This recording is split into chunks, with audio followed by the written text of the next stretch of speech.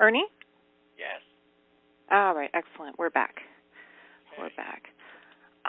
Okay, so, all right, so we're being recorded.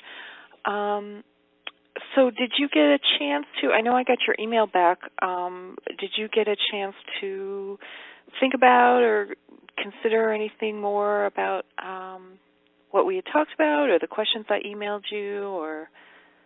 No. I got the questions, and I'm going to find a way to either get with Mom or I'm going to find a way to get that information. The best angle to do it without revealing what I'm doing. Right. Because again, the book is a secret.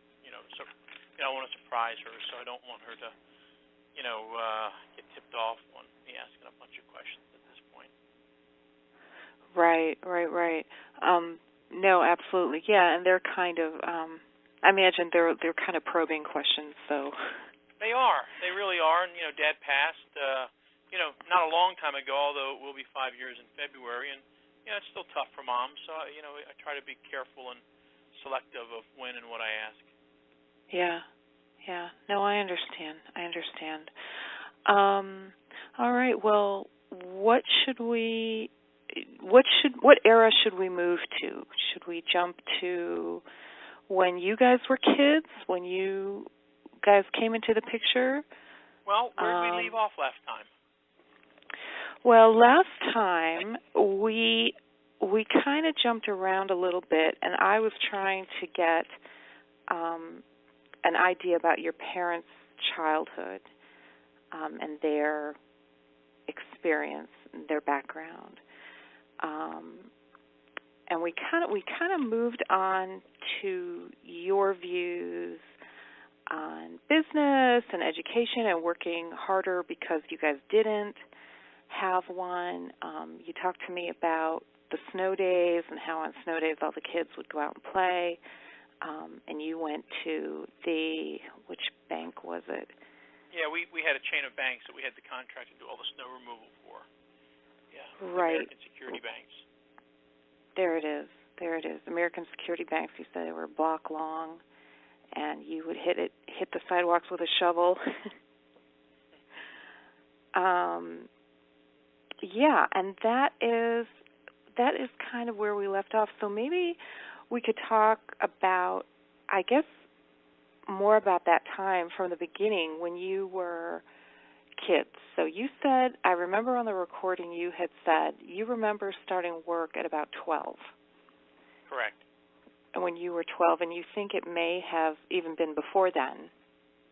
Possibly. 12 is the date that I can definitely remember, but it could have been sooner. Yeah, right. Well, 7th grade, yeah. Well, here's what I would say.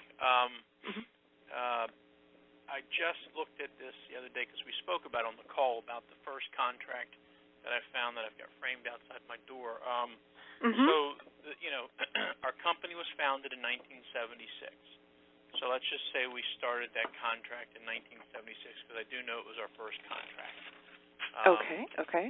So I was born in 67.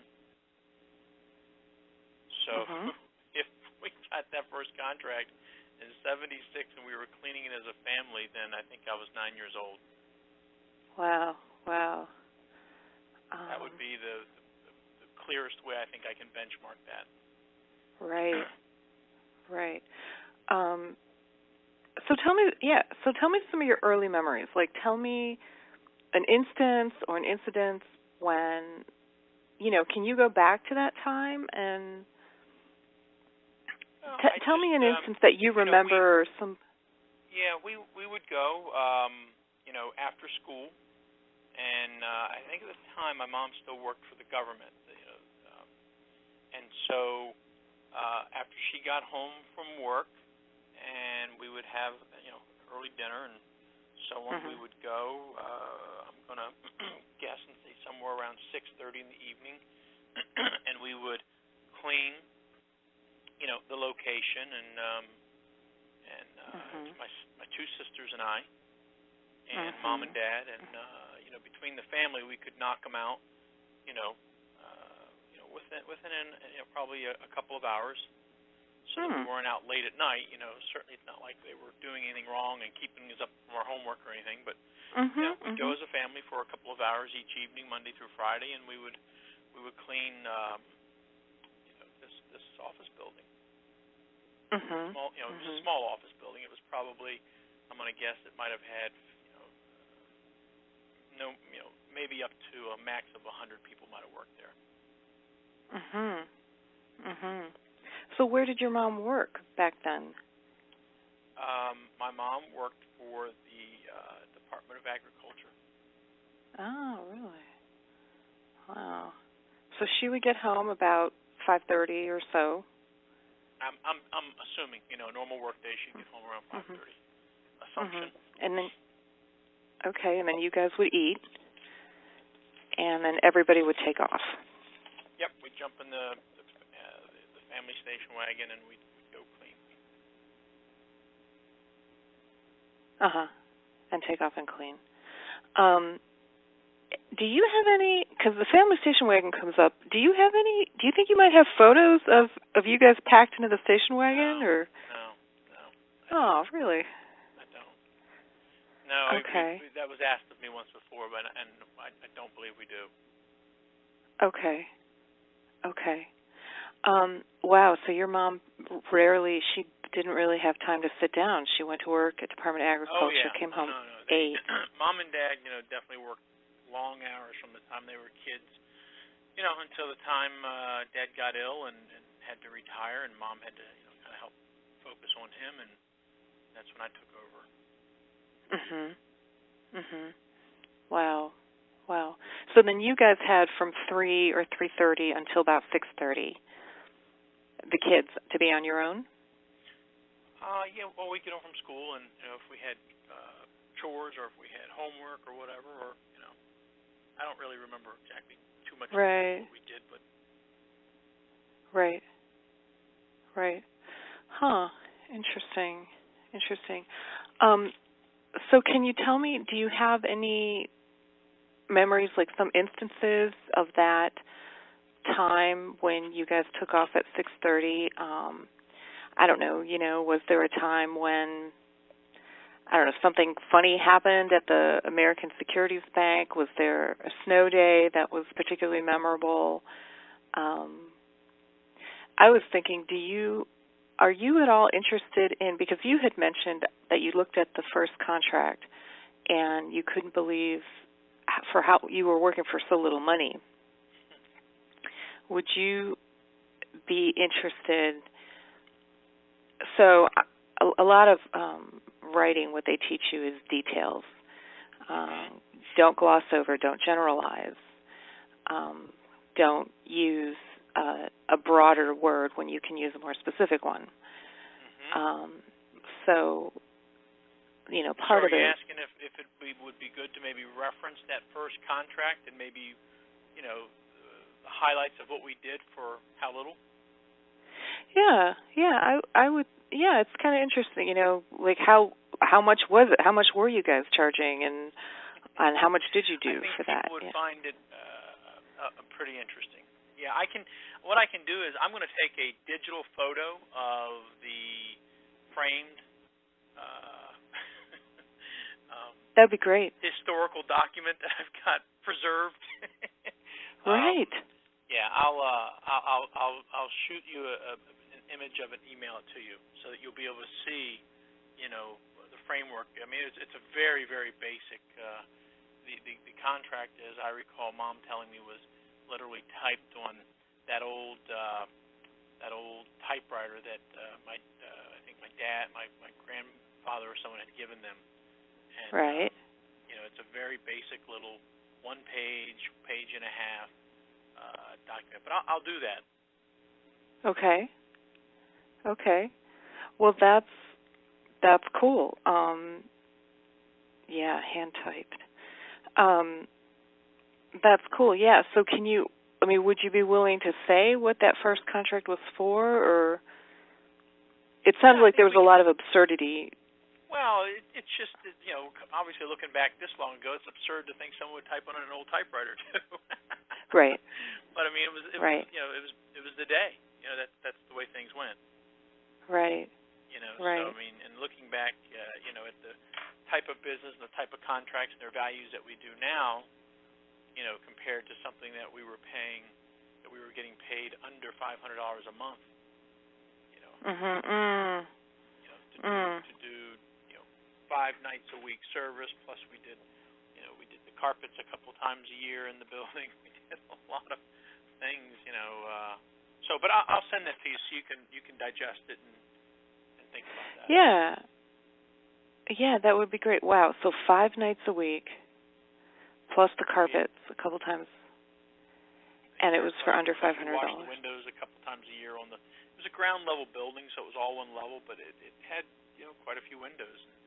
So we'd wash the windows, I want to say maybe 4 times a year. We clean all the carpets in the building maybe once or twice a year, plus the daily cleaning, and all that stuff. So, but you'll get it, you'll see it, and you'll be able to get a flavor for everything. Okay. Okay. So those contracts, they would sign a contract with you for 1 year. Typically, our contracts are signed, and back then it was probably an ongoing contract with a 30-day cancellation clause. Which most contracts have. So when people ask me in the government contracting world, which I have a lot of friends in, they'll ask me, Ernie, how long are your contracts for? And my answer is 30 days at a time. Wow.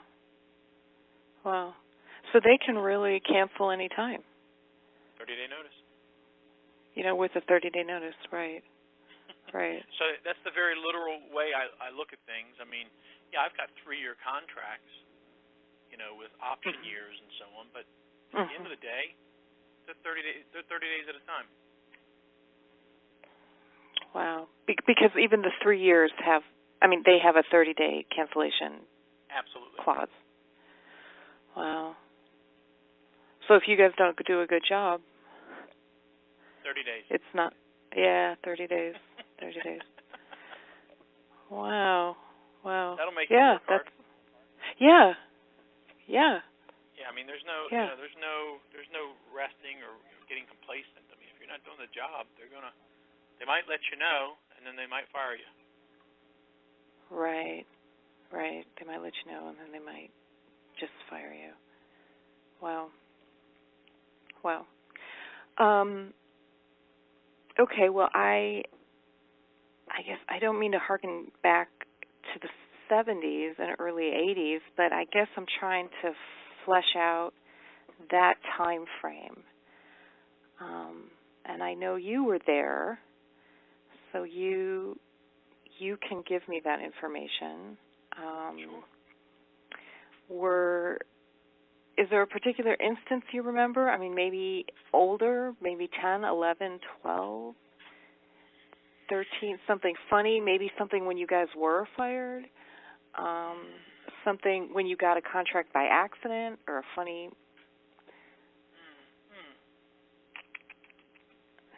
way you guys.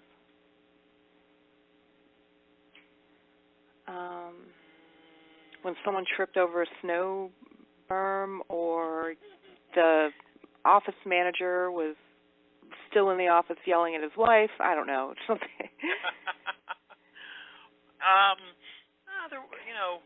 I mean, there's certainly some memories. I don't know how germane they'd be. I mean, there was one guy, Mike Taylor, Mr. Taylor, who always worked late. At our second contract that we got, which was Ford Motor Company's district office, located in Falls Church. It was in Maryfield. Literally, you could almost walk from our first contract to our second one. That's how close they were. Okay. And so we got to know him. There were people who would work late. We'd get to know, and they knew us as a family. They knew that we were cleaning as a family. That was understood, and they were very friendly to us, and we'd stop by and say hello. And there were some cool things like when the inauguration would happen every 4 years. The presidential armored limos and stuff would come in to this location, this Ford Motor Company district office, which were also a lot of the big cars from Michigan and stuff would come in and then get distributed out to the dealerships. But that, and again, that was back in the late 70s. But we would see these presidential limos. They'd be parked there inside the facility. Nowadays I laugh because of the level of security we work around in and we're familiar with. Wow. I'm assuming that was, they were inside and the building was alarmed, but here we were as the cleaners, we were looking at them. Wow. Wow. That was kind of cool to see that. So those limos, those armored limos were Fords? Yeah. Ford built them? Mhm. Oh.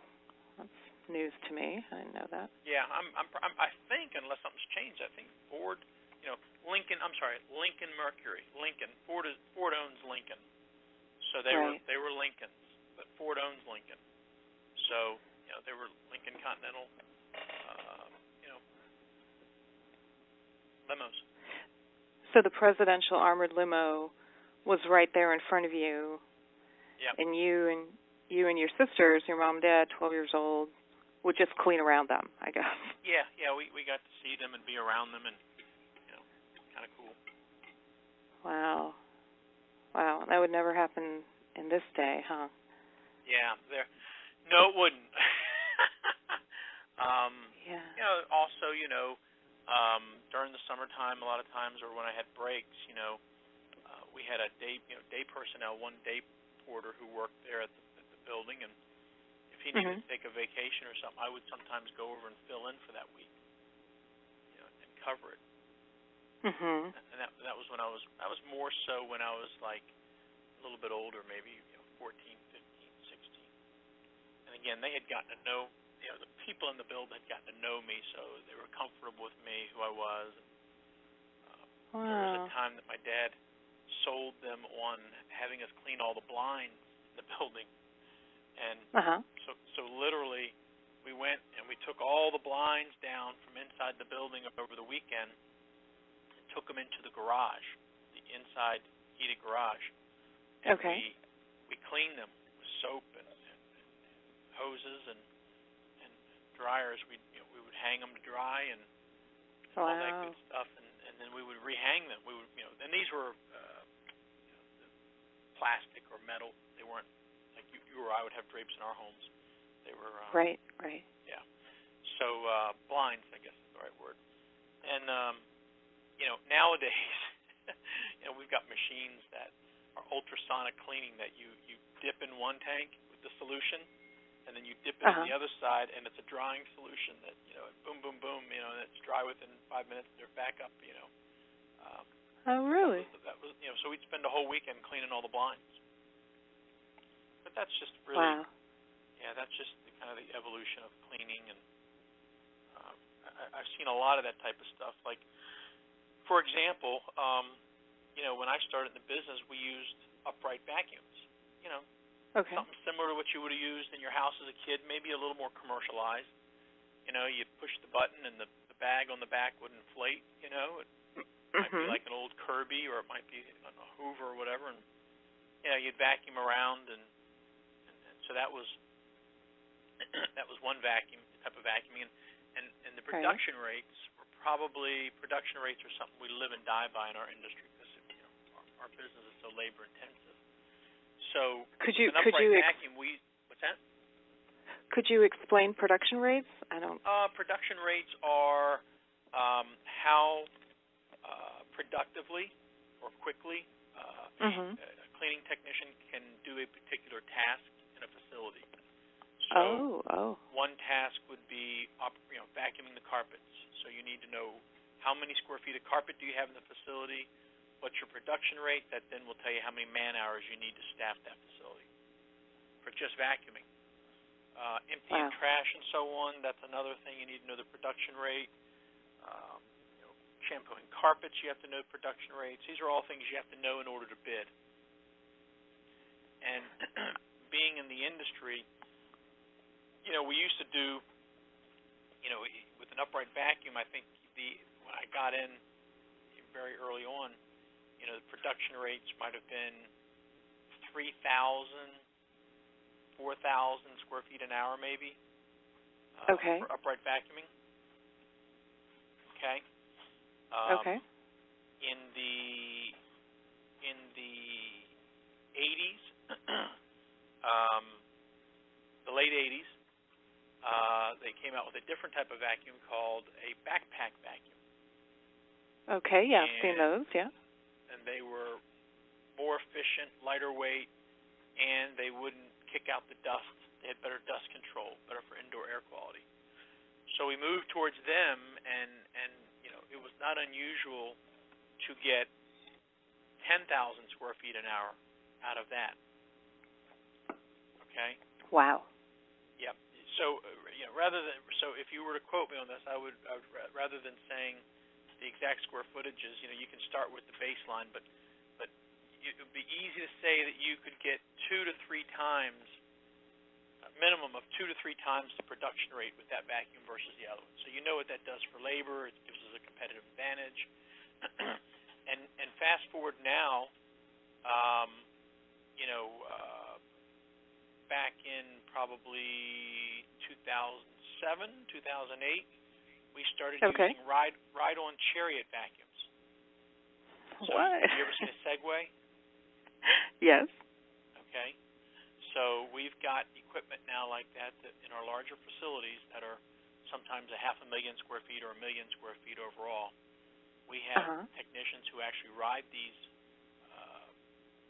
machines that vacuum carpets, shampoo carpets, clean floors, and where we doubled and tripled the production from the upright vacuum to the backpack vacuum, we did it again with the Segway. Wow.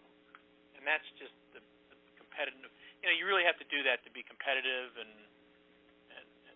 transforming your business and learning. But the vacuum, was just a good example of that.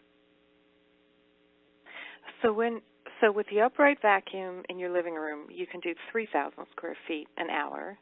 Yeah, 2 to 3,000. Yep, that was kind of back then. That was the rule of thumb. and then again, this is in an office environment, not in a home. Right. We only work in office buildings. Right. Right. So with the backpack. So they call that commercial. We don't do residential. Yes. Yes. I remember it from the background material that you gave up residential in '99, was it? Yeah, we built it and we sold it. I don't remember the dates, but I think we sold it in 2005, 2006. Oh, okay. Well, my dates are off. Up to 100 households. Yep.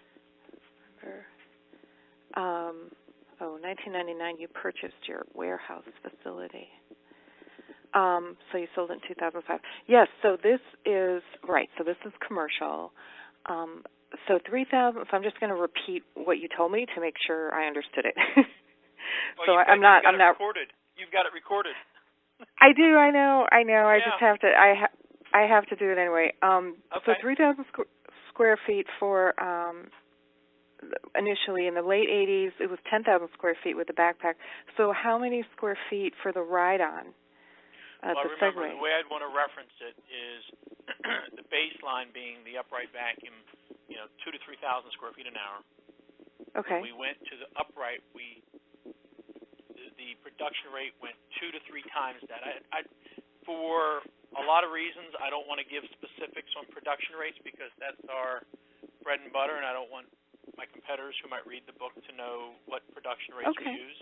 But you can definitely reference to give, it's very funny about that. Even the industry I was president of, when we taught people how to bid, we never gave them the exact square footage because there's so many variables that come into play, Mona. Sure. That we don't want someone to go bid with them and then say, you told me, and I failed miserably, and you're responsible. But we can safely say that each time we changed from the upright to the backpack, it went 2 to 3 times, was the multiple of production. And when we went from the backpack to the ride-on, it was another 2 to 3 times multiple. Wow. You could even say more than doubled if you wanted to. increase in its own in right. right, increase in production rate. Wow, so so that would be 30,000 or 20 to 30,000. I won't put that because I know you said not to, but an hour. Wow, I've never seen the vacuum segue. Yeah. So the reason I brought this up is just we were talking about the story about the blinds and the antiquated way that we did it back then. But the picture I was trying to illustrate was that was the way you did it back then. That's all you knew. That's what you had. But as the 27 years 27 plus years I've been running the company, certainly we've seen a lot of change and we've learned a lot. We've invested in a lot of new technology and equipment. So have you broken down every task into Absolutely. A production rate? Okay. Absolutely. Wow. You wouldn't believe the science that goes into it. Wow. So, just for my curiosity, and that's kind of what I go by, what are those tasks? So vacuuming, you said shampooing carpets, so window washing? Your daily task are cleaning restrooms. How long does it take to clean a fixture? How long does it take to, you've got to count fixtures and so on. So, you've got a bathroom technician. You've got... You call them bathroom technicians? Yeah. Is that correct? Yep. Okay. Ernie, I'm sorry. Could you speak up just a little bit? Yeah. Can you hear me okay? Yeah. If you speak up, I don't know if it's a factor of the conference call or what. You're a little bit quiet on my end. I don't know. Yeah. How's that? That's much better. Much better. Thank you. Okay. Yeah. So there's and again it depends on the facility. Not every facility is the same, but and we did a different style of cleaning back in the 70s and 80s and even early 90s. It was called zone cleaning. So okay. It was a whole different and we could really get knee deep into the different cleaning processes and what's evolved. That'd be a long conversation, but I will tell you that the process we used then is night and day from what we use now. The processes and the tools that we use have evolved significantly, and it's a very scientific process that we've come up with. Wow. Every task has a way of measuring it and the production rates associated. We're very big on developing processes and systems and looking for ways to continually improve those.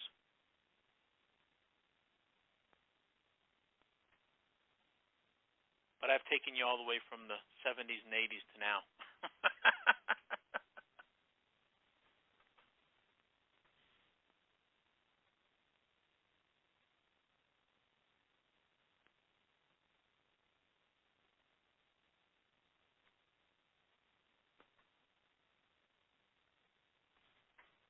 Mona, you there? I think I lost Mona. No?